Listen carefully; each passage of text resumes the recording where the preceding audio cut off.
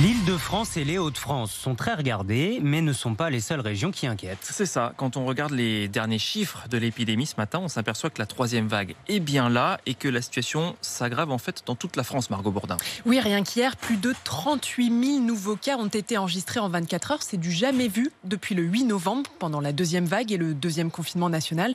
L'épidémie gagne donc du terrain et ce n'est pas forcément localisé.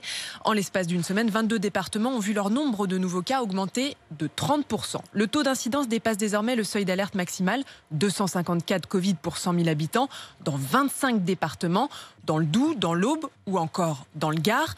Dans le département voisin, l'Aveyron, la situation est très inquiétante. À Millau, par exemple, le taux d'incidence est de 432. C'est presque 2 fois la moyenne nationale. Et la pression sur les hôpitaux est forte. Dans 25 départements, le taux d'occupation des lits en réanimation dépasse les 100%. En Normandie, l'Agence régionale de santé a demandé hier soir à tous les établissements de santé d'augmenter leur capacité de lits en réanimation et de déprogrammer un tiers des actes les moins urgents. Alors quelles seront